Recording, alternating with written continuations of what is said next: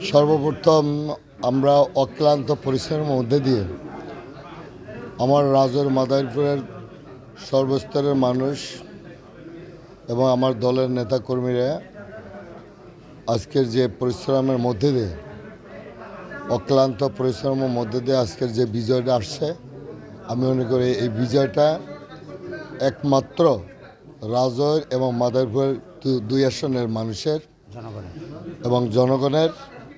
আমি আশা করছি এই জায়গায় আমার প্রশাসন নিরপেক্ষতা এবং আমাদের সাংবাদিক ভাইদের যে অক্লান্ত পরিশ্রম আমি নিজেও দেখেছি, আমার সাথেও বেশ কিছু লোকজন ছিলেন, যে আপনাদের এই অক্লান্ত পরিশ্রমের মধ্যে আজকে একটা নিরপেক্ষ নির্বাচন মাদারীপুর 1, 2, 3 আসনে হলো। এবং আমি বিশ্বাস করে যে মানুষের বহুদিনের যে প্রত্যাশা ছিল যে আমার ভোট আমি দেব, যাকে খুশি তাকে দেব, আমি সে কারণে সর্বপ্রথম আমি ধন্যবাদ জানাই আমাদের নেতা বিএনপির চেয়ারপারসন জনাব তারেক রহমান সাহেবকে।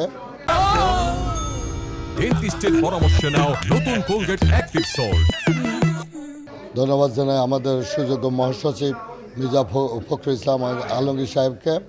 আমি ধন্যবাদ জানাই আমাদের সাংগঠনিক টিমদের। আজকে আমাদের এই পরিশ্রমের ফসল আমি মনে করি মানুষের যে প্রত্যাশা, সেই প্রত্যাশা অনুযায়ী যেন কাজ করতে পারে, সবার কাছে দোয়া চাই এবং যে সমস্ত আমাদের অঙ্গীকার ছিল সেগুলো জানি আমি উপহার দিতে পারে এবং কাজ শেষ করতে পারে। এই কারণে আপনাদের আবারও আমার যেহেতু এই আসনটা উপহার দিয়েছে মানুষ, আমি জানি সবাই উন্নয়ন কাজ করতে পারে, তাদের সম্মান দিতে পারে এই প্রত্যাশা করছে এবং আপনাদের সেই সহযোগিতা চাচ্ছি।